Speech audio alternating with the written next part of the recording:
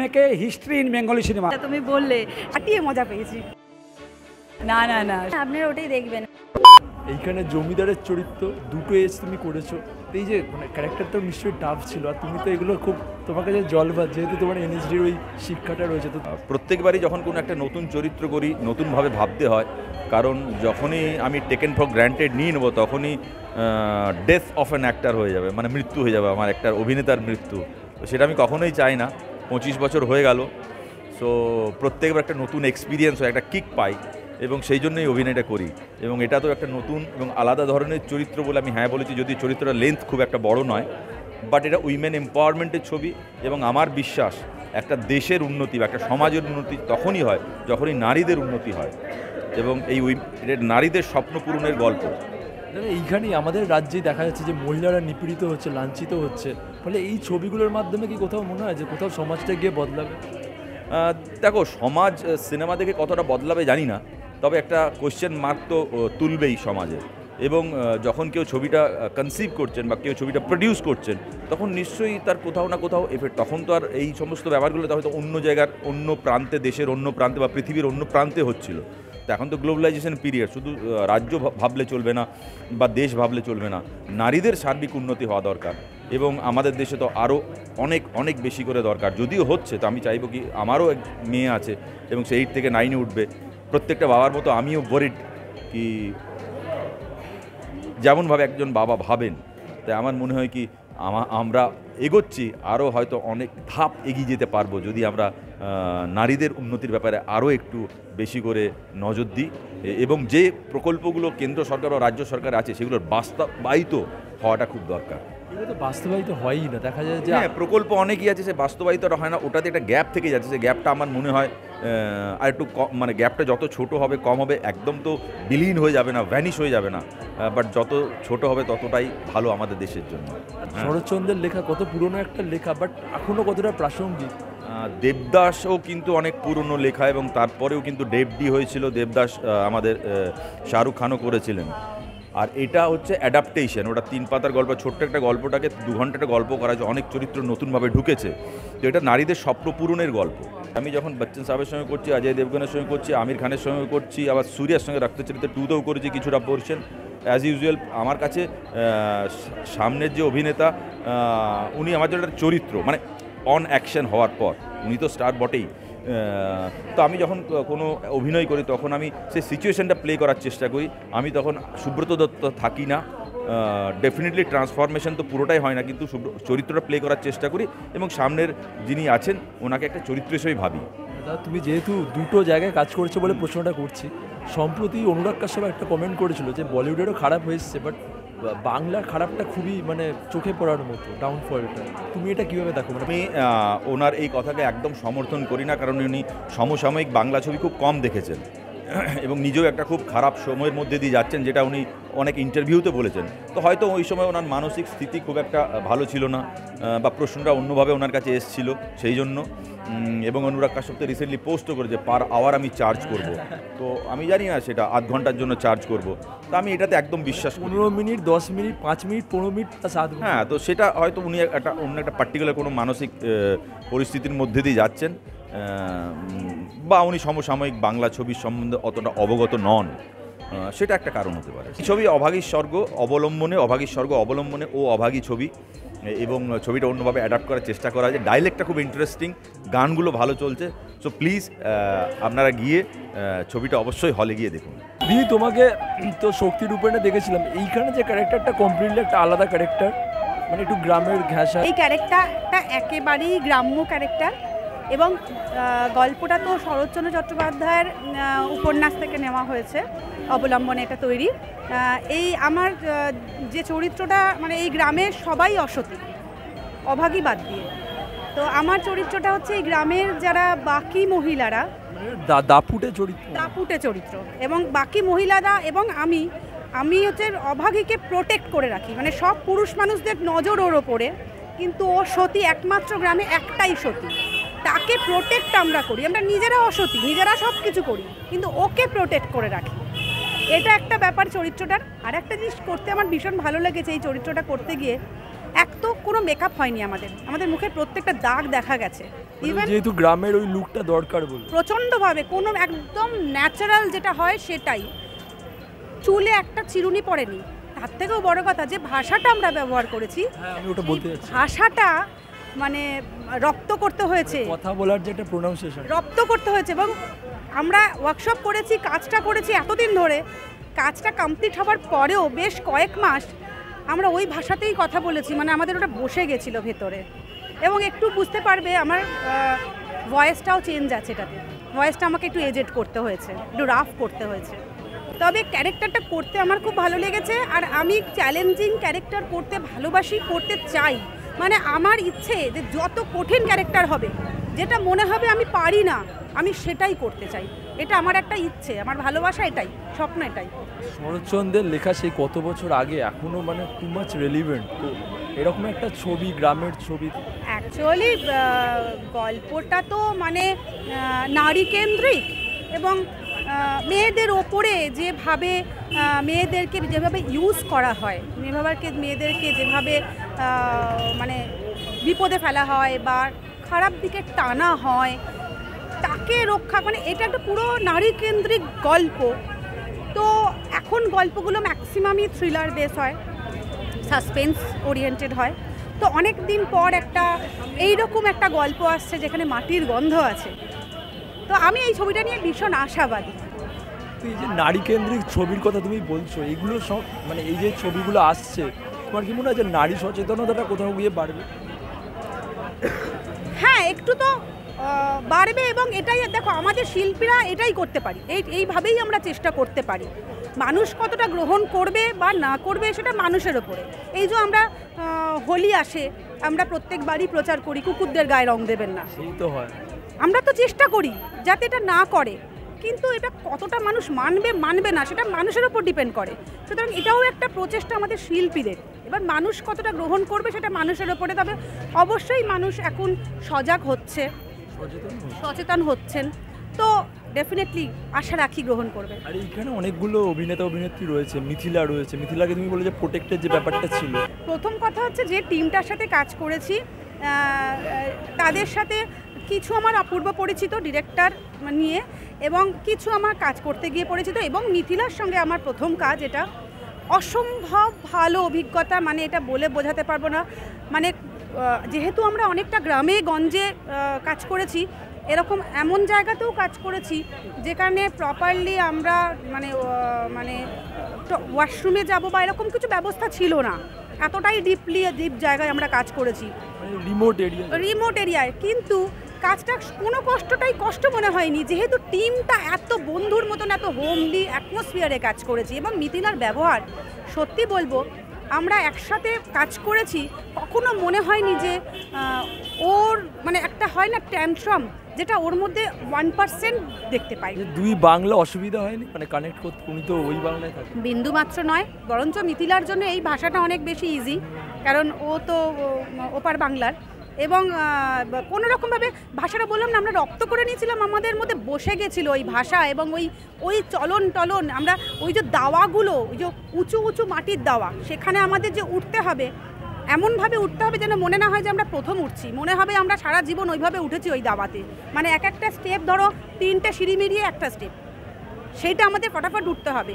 তো এইগুলো রপ্ত করতে হয়েছিল, কিন্তু করতে ফাটিয়ে মজা পেয়েছি। আর জিদ্দার চেঙ্গিজে আমি কাজ করেছি, ভীষণ ভালো লেগেছে কাজটা করতে, এবং ভীষণ ভালো রেসপন্স পেয়েছি অডিয়েন্সের থেকে।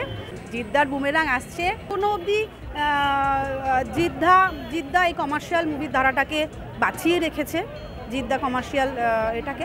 তোমার আগের ছবিটা ছিল নন্টে ফন্টে, সেটাও একটা মানে পাতা থেকে উঠে এসছে, এটাও একটা লেখা থেকে উঠে এসছে। মানে তোমার কি ন্যাকটা এইদিকেই? ঘটনাটা হচ্ছে যে আমার পড়তে খুব ভালো লাগে, ছোটোবেলা থেকেই পড়তে ভালো লাগে। এবং আমাদের যে জেনারেশনটা, সেই সময় বই পড়াটা একটা চল ছিল, যেটা এখন আমার মনে হয় আস্তে আস্তে কমে আসছে। বই পড়ার একটা ব্যাপার হচ্ছে কি, যখন বইটা কেউ পড়ে সে ভিজুয়ালাইজ করে যে কি হচ্ছে, মানে অ্যাজ এ এখানে একটা নদী কেউ লিখেছে যে নদী বয়ে যাচ্ছে, তার পাশে একটা গাছ, একটা বর্ণনা, সেই বর্ণনাটা অনুযায়ী বাচ্চারা আমাদের জেনারেশনের ভিজুয়ালাইজ করতো। আর এখন তারা এত বেশি কার্টুন বা এরকম জিনিসপত্র দেখছে, তাতে কি হচ্ছে, তারা অলরেডি এটাই দেখছে, তারা ভাবছে না যে আচ্ছা নদী মানে বোধহয় এরকমই দেখতে হয়, এটা বোধহয় এরকমই হয়। তো সেই জায়গা থেকে আমার যেহেতু পড়ার অভ্যাসটা ছিল, সেই জন্যে বইয়ের পাতা থেকে ছবি করার ইচ্ছাটা থেকেই গেছে, এবং আরও আমি ভবিষ্যতে তাই করব। প্রধান চরিত্রে মিথিলাকে বাছাই করা হয়েছে। খুব ভালোভাবে ও জাস্টিফাই করেছে ক্যারেক্টারটা, যে কারণে আমি ওকে নিয়েছি। দুটো বয়স দরকার ছিল ওর, সেই দুটো বয়স। ভীষণ ভালো অভিনেত্রী হওয়ার দরকার ছিল, সেটাও হয়েছে। পারফরমেন্স, ডেডিকেটেড অ্যাক্টর, ভীষণ ভালো। তো আমি সব দিক দিয়ে হ্যাপি। এখানে একটা জিনিস দেখছিলাম যে এখানে যে গ্রামের যে ক্যারেক্টারগুলো, সেগুলো খুব একটা মেকআপ নেই, এগুলো কি ওই গ্রামের ওই রেয়ারনেসটা ফোটানোর জন্য?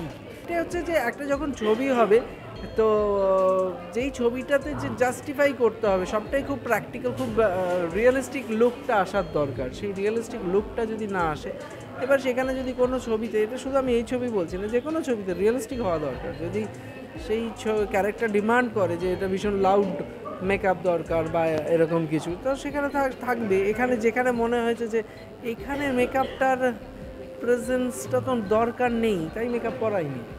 As simple as that.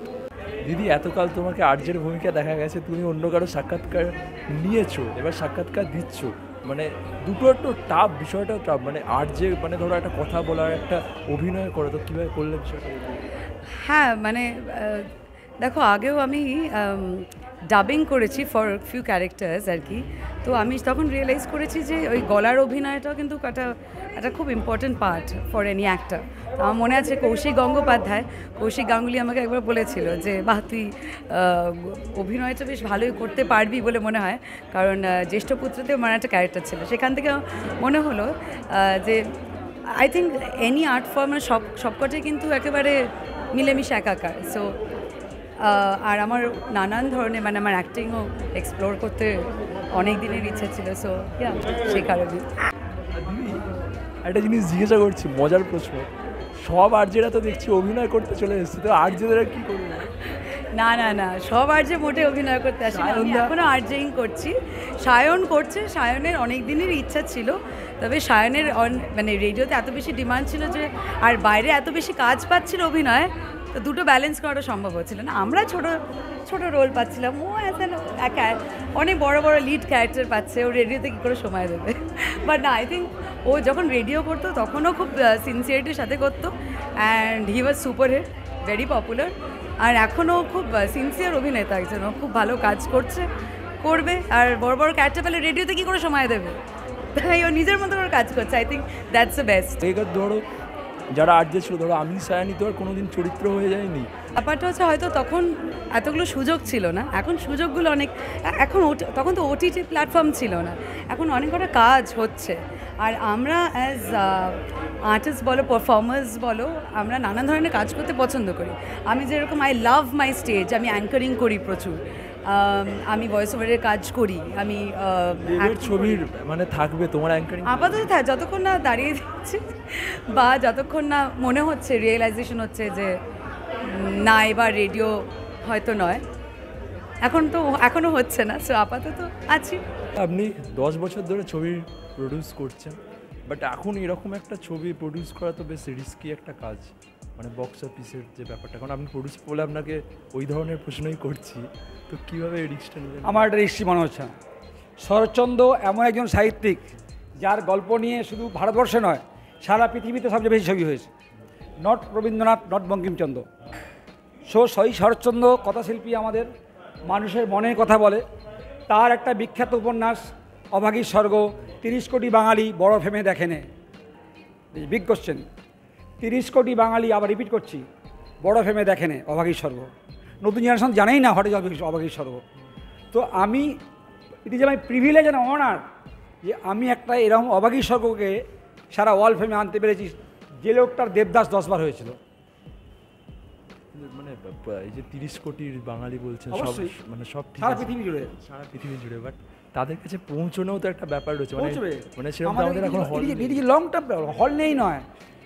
এই গল্পটা আমরা শিওর, যারা দেখবে তারা 10 জনকে বলবে, তারা 100 জনকে বলবে, তারা 500 জনকে বলবে, and it will make a history in Bengali cinema. I am sure about that. I am sure as a producer. টাইমে এতগুলো ইন্টারভিউ নিয়েছি, কোনো প্রডিউসার এত কনফিডেন্টের সাথে আমি জানি তো আমি কী করেছি, সেই জন্য বলেছি। আমি জানি তো কী করেছি আমি, এবং সেই জন্য এত কনফিডেন্স আমি। আপনি দেখবেন কাল থেকে লোকে কী বলে, আজ থেকে হল থেকে বেরোনোর পর লোক কী বলবে দেখবেন। দিদি একটা গান আমি দেখছিলাম, মানে সেখানে অনেক ইনস্ট্রুমেন্ট, মানে কখনো বোতল, কখনো কাপ, এইগুলো দিয়ে তুমি গানটা মনে হয় তৈরি করেছো। আমার কোথাও আরডি বর্মনের কথা মনে পড়ে যাচ্ছিলো, উনিও খুব এক্সপেরিমেন্ট করেন। গানটা ভীষণভাবে মিউজিক্যালি আমরা এক্সপেরিমেন্ট করেছি। এই গানটা একটু অন্যরকমও। এই গানে আমরা যেটা করেছি সেটা হচ্ছে কোনো রকম অ্যাকোস্টিক্স ইউজ করিনি আমরা। আর যা যা আমরা বাইরে হাউসহোল্ড যে আওয়াজগুলো, শব্দগুলো আমরা শুনি বা কিছু সুর আমাদের নেচারে রয়েছে, সেইগুলোকে আমরা মিউজিক্যালি ইনকর্পোরেট করেছি ছবিটিতে। যেমন কলাপাতার বাঁশির আওয়াজ, বোতলের যেটা তুমি বললে, শিশিতে ফু দিয়ে যেটা মানে আওয়াজটা হয়, বা কুলো ঝাড়া। অ্যাকচুয়ালি এটা হচ্ছে কি বলো তো, এটা হচ্ছে তোমার গ্রামের দিকে যদি দুপুরের পরে যে একটা অনেকগুলো মহিলাদের যে আড্ডা, সেখানে তো কোনো ইনস্ট্রুমেন্ট থাকে না এবং গিটার নেই যে না, এবং আমাদের ডিরেক্টর বলেছেন যে আমরা সেটাই ইউজ করব যেটা কিনা আমরা দেখতে পাবো। তো গ্রামে তো গিটার, ভায়োলিন এগুলো থাকবে না, থাকার মধ্যে এগুলোই থাকবে যে আমরা প্রত্যেকেই কলেজ লাইফে ইয়ে করেছি, তোমার টেবিল বাজিয়ে গান গেয়েছি। তো সেটাই আর কি, জাস্ট ওই আওয়াজগুলোকে মিউজিক্যালি ইউজ করে আমরা এই গানটা বানিয়েছি, যেটি লগ্নজিতা গেয়েছে। দিদি তোমাকে এই ছবিতে দেখতে পাচ্ছি, একটা নাচে তোমায় দেখা যাচ্ছে, তো এরকম একটা নারী কেন্দ্রিক ছবি যেটা এই টাইমে দাঁড়িয়ে খুব ইম্পর্টেন্ট বলে আমার মনে হয়। হ্যাঁ, আমার যেটা মনে হয় কি একবারে নারী মানে ফিমেল ওরিয়েন্টেড মুভিজ এখন হচ্ছে, কারণ আগে যেই সময়টা ছিল, আগেকার দিনে অতটা ফিমেল ওরিয়েন্টেড মুভিজ হতো না, মানে হিরোই ছিল, তার সাথে ফিমেল জাস্ট একটা সাপোর্ট হতো। ফিমেল ওরিয়েন্টেড মুভিজ হচ্ছে যেখানে ফিমেল মেন প্রোটাগনিস্ট, ওদেরকে নিয়েই করা হচ্ছে, তাদেরকে তুলে ধরা হচ্ছে। তো আগেকার থেকে এখনকার জেনারেশনটা অনেকটা চেঞ্জ হয়েছে, আর লোকেরা পছন্দও করছে, লাইক অনেকে ওটা অ্যাকসেপ্ট করছে, তাই বলেই এখন হচ্ছে। তো আমার জন্য এটা খুবই ভালো, আর এটা আমার অনির্বাণদার সাথে প্রথম কাজ। এখনকার সময় যেটা আমরা দেখতে পারি সব মার্ডার থ্রিলার এরকম টাইপেরই সব বেশি মুভিজ বেরিয়ে আসছে, বাট এটা ছবিটার মধ্যে কোথাও ওই গ্রামের ওই ব্যাপারটাও রয়েছে, মানে যেটা রিসেন্ট টাইমে দেখা যায় না, মানে গ্রামটাকে ওইভাবে দেখানো, ওটা মানে মিসিং আমার যেটা। হ্যাঁ, আপনারা ওটাই দেখবেন, মানে এটা পুরোটাই এতটা নেচারকে নিয়ে দেখানো হয়েছে, পুরো নেচার কভার করা হয়েছে। তো খুবই ভালো, খুবই সুন্দর সিনেমাটোগ্রাফি, নেচার সব কিছু যেন আমাদের খুব ভালো সাথ দিয়েছে।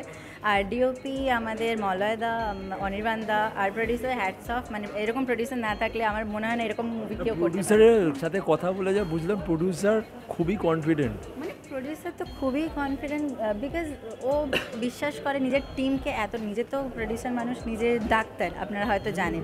তো উনি যেরকম বাচ্চাদেরকে ট্রিট করে, আমাদের টিমটাকে ওরকমভাবেই ট্রিট করে নিজের বাচ্চাদের মতন। তো কাউকে ছোটো বড়ো একদম সবাইকে নিয়ে চলতে পছন্দ করে, তো ওই জন্যই এতটা কনফিডেন্ট যে আমাদের সবাই এত ভালো করেছে। তো আশা করি আপনাদেরও ছবিটা খুব ভালো লাগবে, আর দেখতে আসবেন প্লিজ, এটাই বলবো।